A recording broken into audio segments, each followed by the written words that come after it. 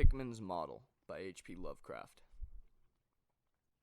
You needn't think I'm crazy, Elliot. Plenty of others have queerer prejudices than this. Why don't you laugh at Oliver's grandfather, who won't ride in a motor? If I don't like the damned subway, it's my business.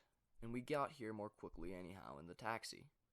We'd have had to walk up the hill from Park Street if we'd taken the car. I know I'm more nervous than I was when you saw me last year, but you don't need to hold a clinic over it. There's plenty of reason, God knows, and I fancy I'm lucky to be sane at all. Why the third degree? You didn't used to be so inquisitive. Well, if you must hear it, I don't know why you shouldn't. Maybe you ought to, anyhow, for you kept writing me like a grieved parent when you heard I'd begun to cut the art club and keep away from Pickman. Now that he's disappeared, I go around to the club once in a while, but my nerves aren't what they were. No, I don't know what's become of Pickman, and I don't like to guess. You might have summarized I had some inside information when I dropped him, and that's why I don't want to think where he's gone. Let the police find what they can. It won't be much, judging from the fact that they don't know yet of the old North End place he hired under the name of Peters. I'm not sure that I could find it again myself. Not that I'd ever try, even in broad daylight. Yes, I do know, or I'm afraid I know, why he maintained it. I'm coming to that. And I think you'll understand before I'm through why I don't tell the police. They would ask me to guide them, but I couldn't go back there even if I knew the way. There was something there, and I know I can't use the subway, or, and you may as well have your laugh at this too, go down to Sellers anymore. I should think you'd have known I didn't drop Pickman for the same silly reason that fussy old woman like Dr. Reed, or Joe Minette, or Bosworth did. Morbid art doesn't shock me, and when a man has the genius Pickman had, I feel it an honor to know him, no matter what direction his work takes. Boston never had a greater painter than Richard Upton Pickman. I said it at first, and I say it still, and I never swerved an inch either when he showed that ghoul feeding. That, you remember, was when Minette cut him. You know it takes profound art and profound insight into nature to turn out stuff like Pickman's. Any magazine cover hack can splash paint around wildly and call it a nightmare, or a witch's sabbath, or a portrait of the devil. But only a great painter can make such a thing really scary or ring true. That's because only a real artist knows the actual anatomy of the terrible, or the physiology of fear. The exact sort of lines and proportions that connect up with latent instincts or hereditary memories of fright, and the proper color contrast and lighting effects to stir the dormant senses of strangeness. I don't have to tell you why a fusillade really brings a shiver, while a cheap ghost story frontispiece merely makes us laugh. There's something those fellows catch, beyond life, that they're able to make us catch for a second. Dore had it. Syme has it. Angarlo of Chicago has it. And Pickman had it as no man ever had it before, or, I hope to heaven, ever will again. Don't ask me what it is they see. You know, in ordinary art, there's all the difference in the world between the vital, breathing things drawn from nature, or models, and the artificial truck that commercial small fry reel off in a bare studio by rule. Well, I should say that the really weird artist has a kind of vision which makes models, or summons up what amounts to actual scenes from the spectral world he lives in. Anyhow, he manages to turn out results that differ from the pretender's mince-pie dreams in just about the same way that the life painter's result differ from the concoctions of a correspondence school cartoonist. If I'd ever seen what Pickman saw, but no! Here, let's have a drink before we get any deeper. God, I wouldn't be alive if I'd ever seen what that man, if he was a man, saw. You recall that Pickman's forte was faces.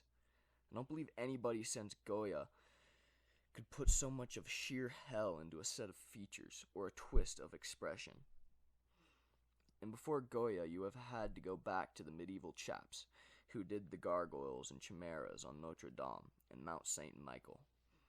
They believed all sorts of things, and maybe they saw all sorts of things too, for the Middle Ages had some curious phases. I remember your asking Pickman yourself once, the year before you went away, wherever in thunder he got such ideas and visions. Wasn't that a nasty laugh he gave you? It was partially because of that laugh that Reed dropped him. Reed, you know, had just taken up comparative pathology and was full of pompous inside stuff about the biological or evolutionary significance of this or that mental or physical symptom. He said Pickman repelled him more and more every day, and almost frightened him toward the last, that the fellow's features and expressions were slowly developing in a way he didn't like, in a way that wasn't human. He had a lot of talk about diet, and said Pickman must be abnormal and eccentric to the last degree. I suppose you told Reed, if you and he had any correspondence over it, that he'd let Pickman's painting get on his nerves, or harrow up his imagination. I know I told him that myself, then. But keep in mind that I didn't drop Pickman for anything like this. On the contrary, my admiration for him kept growing, for that ghoul feeding was a tremendous achievement. As you know, the club wouldn't exhibit it, and the Museum of Fine Arts wouldn't accept it as a gift, and I can add that nobody would buy it. So Pickman had it right in his house till he went. Now his father has it in Salem. You know, Pickman comes of old Salem stock, and had a witch ancestor hanged in 1692. I got into the habit of calling on Pickman quite often, especially after I began making notes for a monograph on weird art. Probably it was his work which put the idea into my head, and anyhow, I found him a mine of data and suggestions when I came to develop it. He showed me all the paintings and drawings he had about, including some pen and ink sketches that would, I verily believe, have got him kicked out of the club if many of the members had seen them. Before long, I was pretty nearly a devotee, and would listen for hours like a schoolboy to art theories and philosophical speculations wild enough to qualify him for the Danvers Asylum. My hero worship, coupled with the fact that people generally were commencing to have less and less to do with him, made him get very confidential with me, and one evening he hinted that if I were fairly close-mouthed and none too squeamish, he might show me something rather unusual, something a bit stronger than anything he had in the house.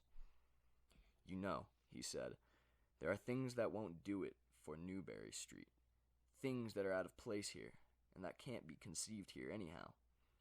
It's my business to catch the overtones of the soul, and you won't find those in a Parvin set of artificial streets on made land. Back Bay is in Boston. It isn't anything yet, because it's had no time to pick up memories and attract local spirits.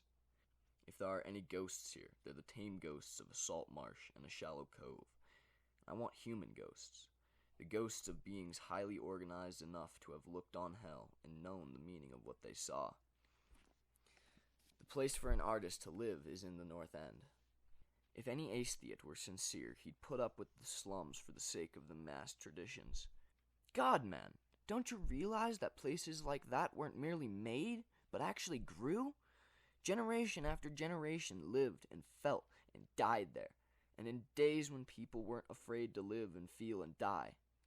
Don't you know there was a mill on Copp's Hill in 1632, and that half the present streets were laid out by 1650?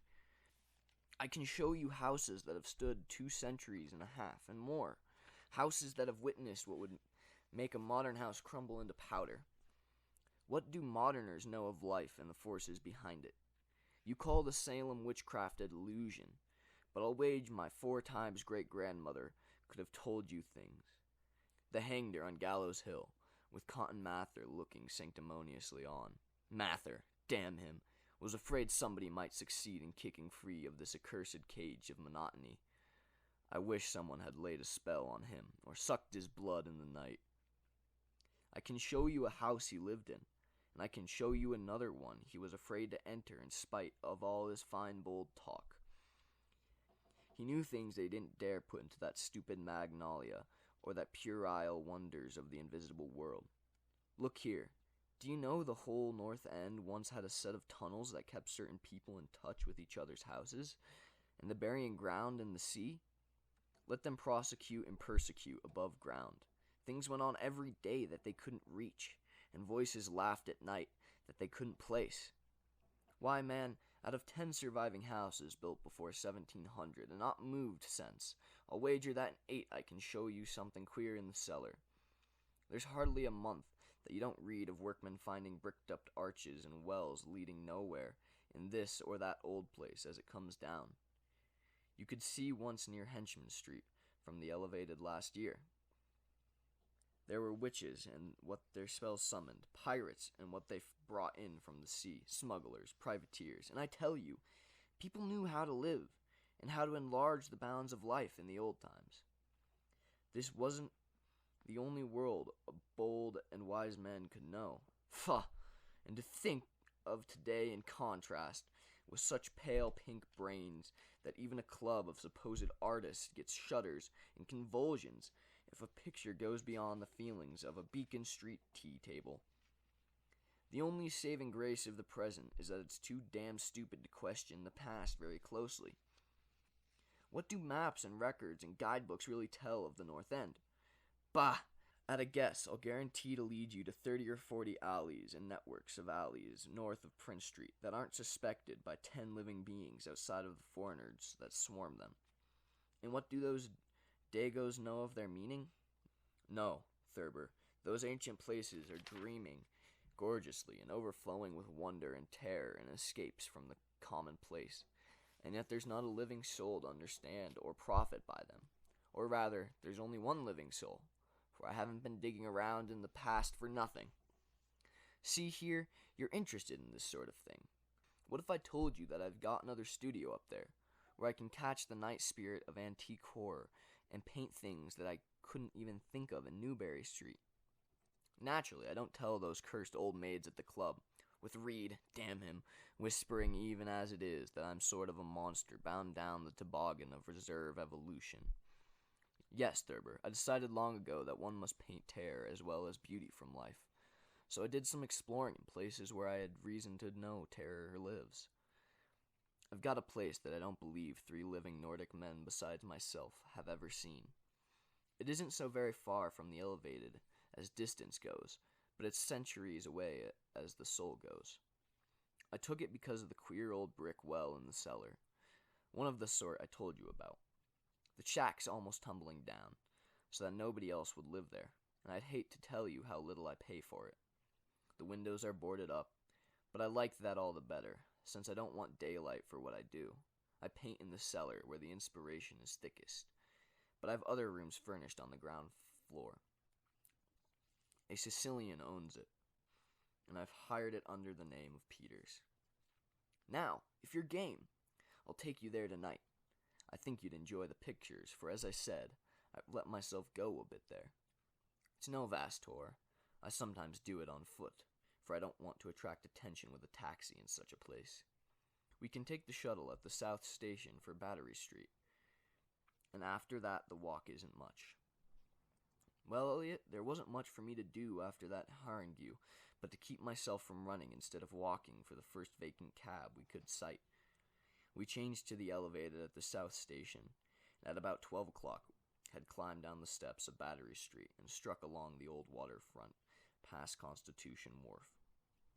I didn't keep track of the cross streets, and I can't tell you yet which it was we turned up, but I know it wasn't Greenough Lane. When we did turn, it was to climb through the deserted length of the oldest and dirtiest alley I'd ever seen in my life, with crumbled-looking gables, broken small-paned windows, and archaic chimneys that stood out half disintegrated against the moonlit sky. I don't believe there were 3 houses in sight that hadn't been standing in Cotton Mather's time. Certainly I glimpsed at least 2 with an overhang, and once I thought I saw a peaked roofline of the almost forgotten pre-gambrel type, though antiquarians tell us there are none left in Boston.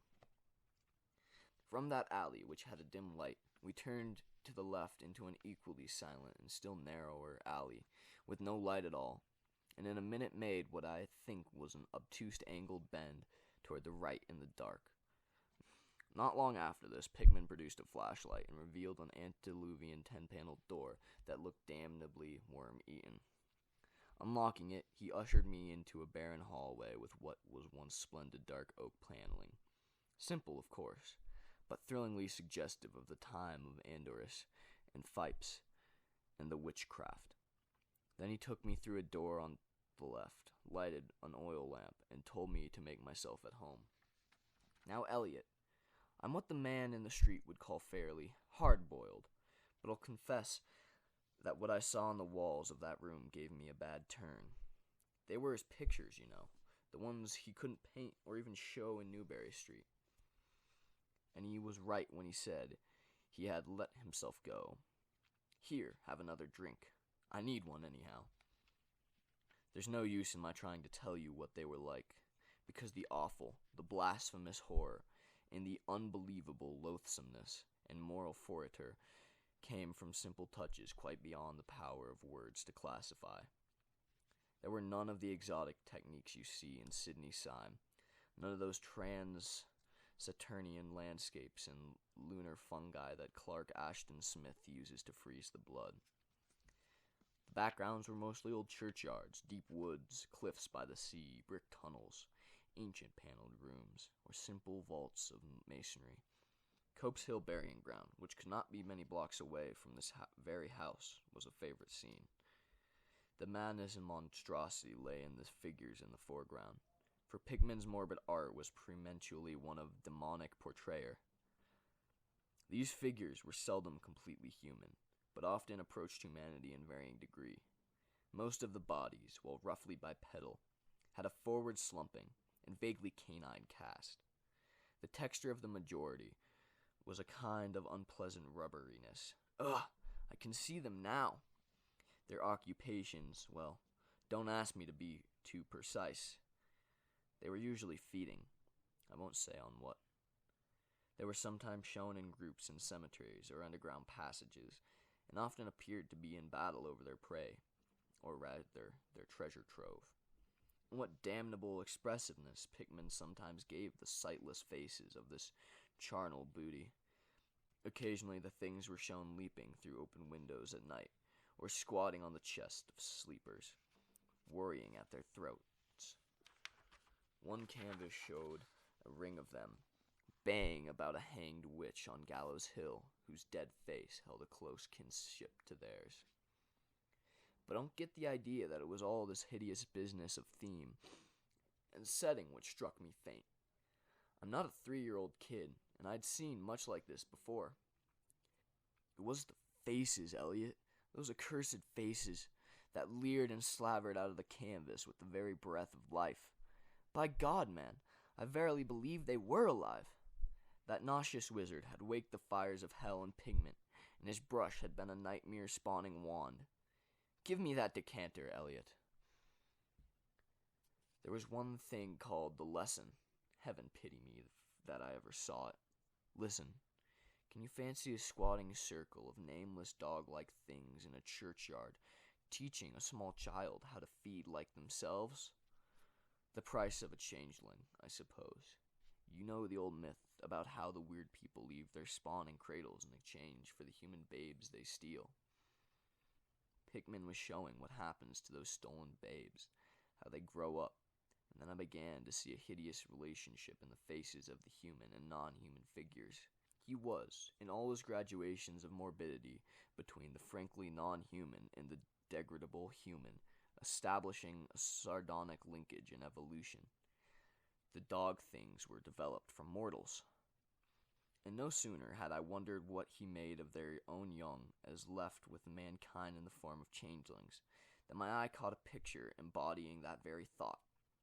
It was that of an ancient Puritan interior, a heavily beamed room with lattice windows, a settle, and clumsily 7th century furniture, with the family sitting about while the father read from the scriptures.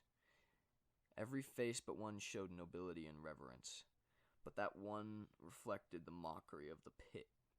It was that of a young man in years, and no doubt belonged to a supposed son of that pious father, but in essence it was the kin of the unclean things. It was their changeling, and in a spirit of supreme irony, Pickman had given the features a very perceptible resemblance to his own. By this time, Pickman had lighted a lamp in an adjoining room, and was politely holding open the door for me, asking me if I would care to see his modern studies. I hadn't been able to give him much of my opinions. I was too speechless with fright and loathing, but I think he fully understood and felt highly complimented. And now I want to assure you again, Elliot, that I'm no mollycoddle to scream at anything which shows a bit of departure from the usual. I'm middle-aged and decently sophisticated, and I guess you saw enough of me in France to know I'm not easily knocked out. Remember, too, that I just about recovered my wind and gotten used to those frightful pictures which turned colonial New England into a kind of annex of hell. Well, in spite of all this, that next room forced a real scream out of me, and I had to clutch at the doorway to keep from kneeling over. The other chamber had shown a pack of ghouls and witches overrunning the world of our forefathers, but this one brought the horror right into our own daily life. God, how that man could paint! There was a study called Subway Accident, in which a flock of the vile things were clambering up from some unknown catacomb through a crack in the floor of the Boylston Street subway and attacking a crowd of people on the platform. Another showed a dance on Copp's Hill among the tombs with the background of today. Then there were any number of cellar views, with monsters creeping in through holes and rifts in the masonry, and grinning as they squatted behind barrels or furnaces and waited for their first victim to descend the stairs. One disgusting canvas seemed to depict a vast cross-section of Beacon Hill, with ant-like armies of the mephitic monsters squeezing themselves through burrows that honeycombed the ground. Dances in the modern cemeteries were freely pictured, and another conception somehow shocked me more than all the rest. A scene in an unknown vault, where scores of the beasts crowded about one who held a well-known Boston guidebook and was evidently reading aloud. All were pointing to a certain passage, and every face seemed so distorted with implicit and reverberant laughter that I almost thought I heard the fiendish echoes. The title of the picture was Holmes, Lowley, and Longfellow Lie Buried in Mount Auburn. As I gradually steadied myself and got readjusted to the second room of debility and morbidity, I began to analyze some of the points in my sickening loathing. In the first place, I said to myself, these things repelled me because of the utter inhumanity and callous cruelty they showed in Pickman. The fellow must be a relentless enemy of all mankind to take such glee in the torture of brain and flesh and the degradation of the mortal tenement. In the second place, they terrified because of their very greatness. Their art was the art that convinced. When we saw the pictures, we saw the daemons themselves and were afraid of them. And the queer part was that Pickman got none of his power from the use of selectiveness or bizarrerie. Nothing was blurred, distorted, or conventionalized. Outlines were sharp and lifelike. The details were almost painfully defined. And the faces! It was not any mere artist's interpretation that we saw it. It was pandemonium itself, crystal clear and stark objectivity. That was it, by heaven! The man was not a fantasite or romanticist at all. He did not even try to give us the churning, prismatic, and firm of dreams, but coldly and sardonically reflected some staple, mechanistic, and well-established horror world which he saw fully, brilliantly, squarely, and unfalteringly. God knows what that world can have been, or where he ever glimpsed the blasphemous shapes that lopped and trotted and crawled through it. But whatever the baffling source of his images, one thing was plain. Pickman was in every sense, in conception and in execution, a thorough, painstaking, and almost scientific realist. My host was now leading the way down to the cellar of his actual studio, and I braced myself for some hellish effect among the unfinished canvases. As we reached the bottom of the damp stairs, he turned his flashlight to a corner of the large open space at hand, revealing the circular brick curb of what was evidently a great well in the earthen floor. We walked near, and I saw that it must be 5 feet across, with walls a good foot thick and some 6 inches above the ground level, solid work of the 17th century, or I was much mistaken. That Pickman said was the kind of thing that he had been talking about, an aperture of the network of tunnels that used to undermine the hill. I noticed idly that it did not seem to be bricked up, and that a heavy disc of wood formed the apparent cover. Thinking of the things this well must have been connected with if Pickman's wild hints had not been mere rhetoric, I shivered slightly, then turned to follow him up a step, and through a narrow door into a room of fair size, provided with a wooden floor and furnished as a studio. An acetylene gas outfit gave the light necessary for work. The unfinished pictures on easels or propped against the wall were as ghastly as the finished ones upstairs, and showed the painstaking methods of the artist. Scenes were blocked out with extreme care, and penciled guidelines told of the minute exactitude which Pickman used in getting the right perspective and proportions. The man was great. I say it even now, knowing as much as I do. A large camera on a table excited my notice, and Pickman told me that he used it for taking scenes for backgrounds so that he might paint them from photographs in the studio instead of carting his outfit around the town for this or that view. He thought a photograph quite as good as an actual scene or model for sustained work, and declared he employed them regularly. There was something very disturbing about the nauseous sketches and half-finished monstrosities that leered around from every side of the room, and when Pickman suddenly unveiled a huge canvas on the side away from the light, I could not for my life keep back a loud scream, the second I had emitted that night. It echoed and echoed through the dim vaultings of that ancient and nitrous cellar, and I had to choke back a flood of recognition that threatened to burst out as hysterical laughter. Merciful Creator, Elliot, but I don't know how much was real and how much was feverish fancy. It doesn't seem to me that Earth can hold a dream like that. It was a colossal and nameless blasphemy with glaring red eyes, and it held in bony claws a thing that had been a man, gnawing at the head as a child nibbles at a stick of candy. Its position was a kind of crouch, and as one looked one felt that at any moment it might drop its present prey and seek a juicier morsel. But damn it all, it wasn't even the fiendish subject that made it such an immortal fountainhead of all panic. Not that, nor the dog face with his pointed ears, bloodshot eyes, flat nose, and drooling lips. It wasn't the scaly claws, nor the mold-caked body, nor the half-hoofed feet. None of these, though any of them might well have driven an excitable man to madness. It was the technique, Elliot. The cursed, the impious, the unnatural technique.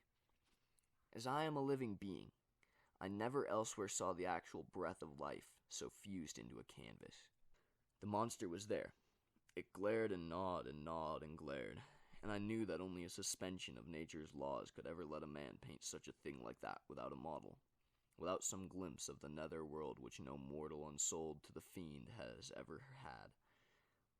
Pinned with a thumbtack to a vacant part of the canvas was a piece of paper now badly curled up, probably, I thought, a photograph from which Pickman meant to paint a background as hideous as the nightmare it was to enhance. I reached out to uncurl and look at it, when suddenly I saw Pickman start, as if shot. He had been listening with peculiar intensity ever since my shock scream had waked unaccustomed echoes in the dark cellar, and now he seemed struck with a fright which, though not comparable to my own, had in it more of the physical than of the spiritual. He drew a revolver and motioned me to silence, then stepped out into the main cellar and closed the door behind him. I think I was paralyzed for an instant. Imitating Pickman's listening, I fancied I heard a faint scurrying sound somewhere, and a series of squeals or bleats in a direction I couldn't determine. I thought of huge rats and shuddered. Then there came a subdued sort of clatter which somehow set me all in goose-flesh. A furtive, groping kind of clatter, though I can't attempt to convey what I mean in words. It was like heavy wood falling on stone or brick, wood on brick. What did that make me think of? It came again, and louder. There was a vibration as if the wood had fallen farther than it had fallen before.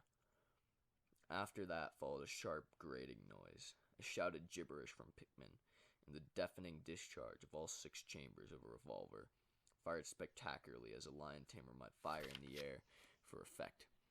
A muffled squeal or squawk and a thud, then more wood and brick grating, a pause, and the opening of the door, at which I'll confess I started violently. Pickman reappeared with his smoking gun, cursing the bloated rats that infested the ancient walls. "The deuce knows what they eat, Thurber," he grinned, "for these archaic tunnels touched graveyards and witch dens and sea coast. But whatever it is, they must have run short, for they were devilishly anxious to get out. Your yelling stirred them up, I fancy. Better be cautious in these old places. Our rodent friends are the one drawback, though I sometimes think they're a positive asset by way of atmosphere and color." Well, Elliot, that was the end of the night's adventure. Pickman had promised to show me the place, and heaven knows he had done it. He led me out of that tangle of alleys in another direction, it seemed, For when we sighted a lamppost, we were in a half-familiar street with monotonous rows of mingled tenant blocks and old houses. Charter Street, it turned out to be, but I was too flustered to notice just where we hit it. We were too late for the elevated and walked back downtown through Hanover Street. I remember that walk. We switched from Tremont up Beacon, and Pickman left me at the corner of Joy, where I turned off. I never spoke to him again. Why did I drop him? Don't be impatient. Wait till I ring for coffee. We've had enough of the other stuff, but I for one need something. No, it wasn't the paintings I saw in that place, though I'll swear they were enough to get him ostracized in 9/10 of the homes and clubs of Boston. And I guess you won't wonder now why I have to steer clear of subways and cellars. It was something I found in my coat the next morning. You know, the curled up paper tacked to that frightful canvas in the cellar, the thing I thought was a photograph of some scene he meant to use as a background for that monster. That last scare had come while I was reaching to uncurl it, and it seems I had vacantly crumpled it into my pocket.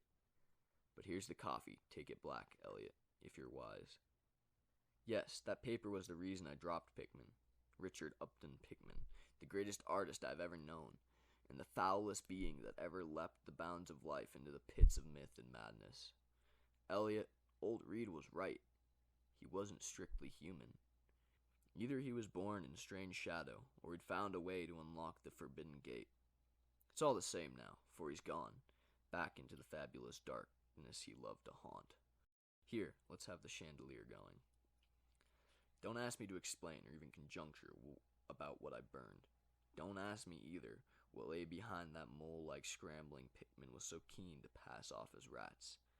There are secrets, you know, which might have come down from old Salem times, and Cotton Mather tells even stranger things.